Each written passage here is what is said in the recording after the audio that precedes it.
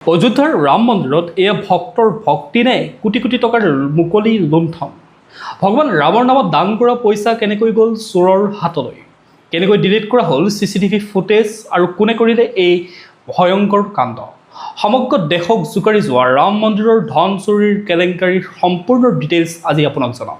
প্ৰিয় দৰ্শক, আপুনি যদি আমাৰ চেনেলটোত প্ৰথমবাৰ আহিছে বা চেনেলটো ছাবস্ক্ৰাইব কৰি লোৱা নাই এতিয়ালৈকে অনুগ্ৰহ কৰি চেনেলটো ছাবস্ক্ৰাইব কৰি লওক, লগতে নটিফিকেশ্যন বেল আইকনটো প্ৰেছ কৰি ৰাখক যাতে প্ৰতিদিনে এনেধৰণে আপডেটসমূহ পাই থাকে। আচলতে কি হৈছিল অযোধ্যাত? শেহতীয়াকৈ অযোধ্যাৰ ৰাম জন্মভূমি মন্দিৰ পৰিচালনাত এটা ডাঙৰ কেলেংকাৰীৰ পোহৰলৈ আহে। ইমান দিনে কেৱল অভিযোগ আৰু প্ৰতি অভিযোগহে চলি আছিল। তাৰ বাবে এতিয়া চৰকাৰে গঠন কৰিবলগীয়া হৈছে বিশেষ তদন্তকাৰী দল, চমুকৈ SIT। ইতিমধ্যে এই গোচৰত FIR ৰুজু কৰা হৈছে। আৰক্ষীয়ে 8জন লোকক গ্ৰেপ্তাৰ কৰিছে আৰু বহুতক ইতিমধ্যে জেৰা চলাই আছে। আটাইতকৈ ডাঙৰ কথাটো হ'ল যে মন্দিৰ পৰিচালনা কৰা 15জনীয়া ট্ৰাষ্টৰ 2জন অতি গুৰুত্বপূৰ্ণ সদস্যই এতিয়া পদত্যাগ কৰিছে। কোনে পদত্যাগ কৰিলে আৰু কিয়? পদত্যাগ কৰা এই 2জন ব্যক্তি হ'ল সম্পত ৰায় আৰু অনিল মিশ্ৰ। তেওঁলোকে বহু দশক ধৰি এই মন্দিৰ নিৰ্মাণৰ বাবে আন্দোলন কৰিছিল।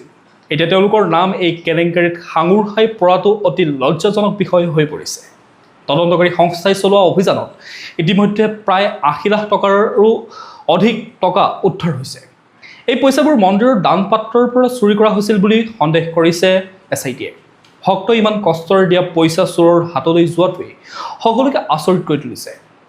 1956 চনৰ সেই বিখ্যাত গানটো সঁচা প্ৰমাণিত হ'ল নেকি? এই ঘটনাটোৱে 1956 চনৰ ৰাজ কাপুৰৰ জাগতে ৰহো চিনেমাৰ এটা বিখ্যাত পাঞ্জাবী গান মনত পেলাই দিয়ে। গানটোৰ কথা আছিল টেকি মে চুট বলিয়া, অৰ্থাৎ মই জানো মিছা কৈছোঁ। তাত এটা কলি আছিল য'ত কোৱা হৈছিল যে কিছুমান মানুহৰ মুখেৰে ৰাম নাম তেওঁলোকে লয়, কিন্তু গৰুৰ আশ্ৰয়স্থল বা মন্দিৰৰ দানৰ পইচা লুটি খায় তেওঁলোকে। আজি অযোধ্যাত ঠিক তেনেকুৱা এটা ঘটনাই দেখিবলৈ পোৱা গৈছে। উত্তৰ প্ৰদেশৰ ৰাজনীতিত এতিয়া হাহাকাৰ লাগিছে, কাৰণ গ্ৰেপ্তাৰ হোৱা লোকসকল হৈছে বিশ্ব হিন্দু পৰিষদৰ অতি ঘনিষ্ঠ ব্যক্তি। আচলতে কেনেকৈ ফাদিল হ'ল এই সমগ্ৰ কেলেংকাৰী? 5 জুনত নিয়মীয়া তালাচীৰ সময়ত নিৰাপত্তাৰক্ষীয়ে মন্দিৰৰ কিছুমান কৰ্মচাৰীৰ জেপত নগদ টকা পাইছিল। ইয়াৰ পিছতে মহিপাল সিং নামৰ এজন প্ৰাক্তন কৰ্মচাৰীৰ এটা ভিডিঅ' ভাইৰেল হৈ পৰে। মহিপালে 2021 চনৰ পৰা 2023 চনলৈকে মন্দিৰত কাম কৰিছিল। তেওঁ বিস্ফোৰক অভিযোগ কৰিলে যে মন্দিৰত টকা সঠিকভাৱে গণনা কৰা হোৱা নাই। পইচা গণনা কৰা কৰ্মচাৰী আৰু ষ্টেট বেংকৰ একাংশ কৰ্মচাৰীৰ মাজত হেনো গোপন বুজাবুজি আছে। টকাৰ বান্ডেলবোৰ বেংকলৈ নিওঁতে তাত হিচাপতকৈ বেছি পইচা ভৰাই নিয়া হৈছিল।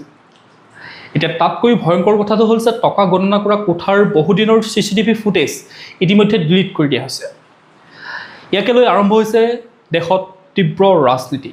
এই ভিডিঅ'টো পোহৰলৈ অহাৰ পৰা বিৰোধী দলৰ নেতা তথা সমাজবাদী পাৰ্টীৰ মুৰব্বী অখিলেশ যাদৱ সৰব হৈ পৰা দেখা গৈছে।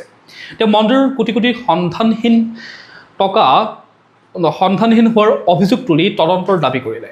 সমাজবাদী পাৰ্টীৰ প্ৰাক্তন বিধায়ক পৱন পাণ্ডেৰ দাবী আছিল যে প্ৰায় 7 পৰা প্ৰায় 7.5 কোটি টকাৰ ইতিমধ্যে আত্মসাৎ হৈছে। ইয়াৰ পিছতে লক্ষ্ণৌৰ এগৰাকী অধিবক্তা মোহিত অশোকে এই বিষয়টোক লৈ এলাহাবাদ উচ্চ ন্যায়ালয়ৰ দ্বাৰস্থ হয়। যোগী আদিত্যনাথৰ একশ্যন আৰু SIT গঠন পৰিস্থিতি বিষম দেখি উত্তৰ প্ৰদেশৰ মুখ্যমন্ত্ৰী যোগী আদিত্যনাথে অতি ক্ষিপ্ৰতাৰে পদক্ষেপ গ্ৰহণ কৰে। 13 জুনত তেওঁ 3জনীয়া এটা হাই প্ৰফাইল SIT টীম গঠন কৰি দিয়ে। এই দলটোত আছে লক্ষ্ণৌৰ ডিভিজনেল কমিশ্যনাৰ বিজয় বিশ্বাস পন্থ, IG কিৰণ S আৰু বিত্ত বিভাগৰ বিশেষ সচিব নীল ৰতন কুমাৰ।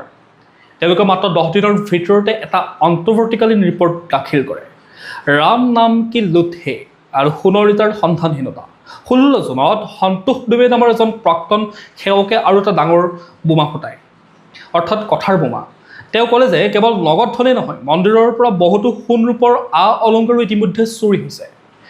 যেতিয়া মন্দিৰ নিৰ্মাণৰ বাবে দেশজুৰি ইটা সংগ্ৰহ কৰা হৈছিল, তেতিয়া বহু ভক্তই হেনো সোণৰ ইটাও পঠিয়াইছিল মন্দিৰ নিৰ্মাণৰ বাবে। সন্তোষ দুবেৰ মতে সেই সকলোবোৰ সোণৰ ইটা এতিয়া ক'লৈ গ'ল, ক'ত আছে তাৰ কোনো ঠিকনা নাই। তেওঁ সন্ত কবিৰৰ এটা দোহা ব্যৱহাৰ কৰি ব্যংগ কৰি কৈছে যে ৰাম নাম কি লুট হে, লুট সকে তো লুট লে। অৰ্থাৎ এতিয়া ভগৱানৰ নামত মুকলি লুণ্ঠন চলিছে। যিয়ে যিমান পাৰে লুটি লওক, এই মন্তব্যই এতিয়া বিজেপি, RSS আৰু বিশ্ব হিন্দু পৰিষদৰ দৰে সংগঠনসমূহক বহু আঘাত দিছে। VIP আৰু প্ৰভাৱশালী নেতাৰ প্ৰতিক্ৰিয়া। এই কেলেংকাৰীটো ইমান ডাঙৰ আছিল যে ডাঙৰ ডাঙৰ নেতাসকলো নিমাত হৈ থাকিব নোৱাৰিলে। মহন্ত কমল নয়ন দাসে কৈছে যে যদি কিবা খেলিমেলি হৈছে তেন্তে ইয়াৰ উচিত তদন্ত হ'ব লাগে। আনহাতে বিতৰ্কিত বিজেপি নেতা ব্ৰিজভূষণ শৰণ সিঙে কৈছে যে মই যদি এতিয়া সঁচা কথা কওঁ তেন্তে মই ডাঙৰ বিপদত পৰিম, কাৰণ ইয়াত বহু প্ৰভাৱশালী মানুহ জড়িত হৈ আছে। অৰ্থাৎ তেওঁ স্বীকাৰ কৰিছে যে ভিতৰত কিবা এটা ডাঙৰ খেলিমেলি চলি আছে ৰাম মন্দিৰক লৈ। মন্দিৰৰ প্ৰাক্তন মিডিয়া কোঅৰ্ডিনেটৰ মুৰলীধৰ সিঙেও এটা নিৰপেক্ষ তদন্তৰ দাবী জনায়। এতিয়া কথাটো হ'ল যে এই সন্দেহৰ আৱৰ্তত কোন কোন আছে? সম্পত ৰায়, যিজন বিশ্ব হিন্দু পৰিষদৰ উপসভাপতি আৰু RSSৰ পুৰণি প্ৰচাৰক আছিল, তেওঁ এতিয়া সন্দেহৰ আৱৰ্তত আছে। দ্বিতীয়জন ব্যক্তি হ'ল অনিল মিশ্ৰ, তেওঁ অযোধ্যাৰ এজন ডাঙৰ RSSৰ নেতা। এই অনিল মিশ্ৰ আৰু তেওঁৰ পত্নীয়ে ৰাম মন্দিৰৰ প্ৰাণ প্ৰতিষ্ঠা অনুষ্ঠানত প্ৰধান যজমানৰ ভূমিকাও পালন কৰিছিল।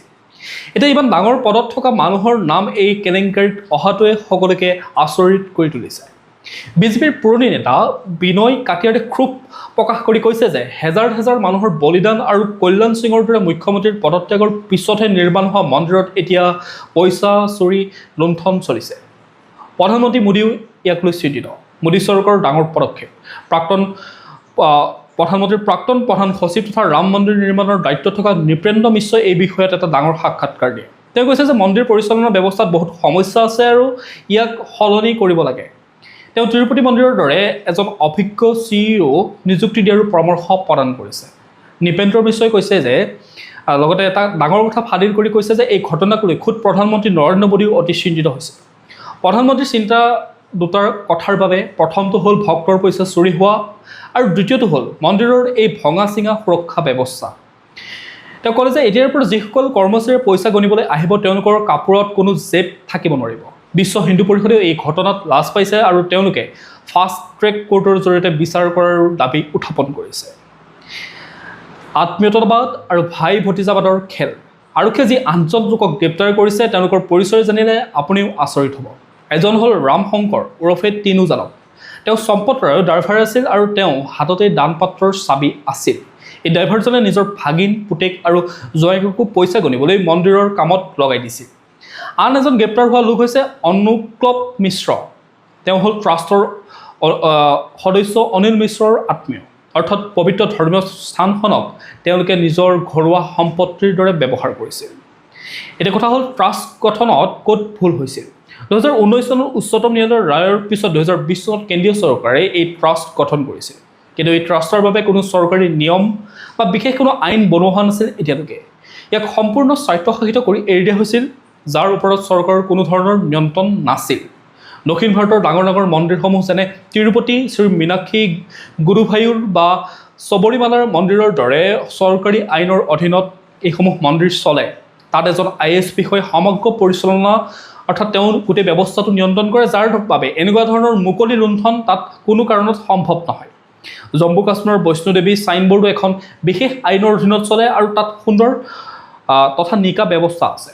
কিন্তু অযোধ্যাত কোনো চৰকাৰী নিয়ম নথকাৰ বাবে এনেকুৱা ধৰণৰ বিশৃংখলতাৰ সৃষ্টি হ'ল। এতিয়া প্ৰশ্নটো হ'ল যে উত্তৰ প্ৰদেশৰ মুখ্যমন্ত্ৰী যোগী আদিত্যনাথে যি ক্ষিপ্ৰতাৰে তদন্ত চলাইছে তাৰ পৰা আচল দোষী ধৰা পৰিবনে নাই? RSS আৰু বিশ্ব হিন্দু পৰিষদৰ ডাঙৰ ডাঙৰ নেতাৰ নাম সাঙুৰ খাই পৰাই কেলেংকাৰীৰ আঁৰত কিবা ভিতৰুৱা ৰাজনীতি চলিছে নেকি? আপোনালোকৰ কি মতামত? ভক্তৰ দানৰ পইচা এনেদৰে চুৰি কৰা লোকসকলৰ আচলতে কি শাস্তি হ'ব লাগে? আপোনাৰ মতামত তলৰ কমেণ্ট বক্সত জনাবলৈ নাপাহৰিব। ধন্যবাদ জনমত চোৱাৰ বাবে। পুনৰ অন্য এটা ভিডিঅ'ত লগ পোৱাৰ আশাৰে আজিলৈ এৰিছোঁ।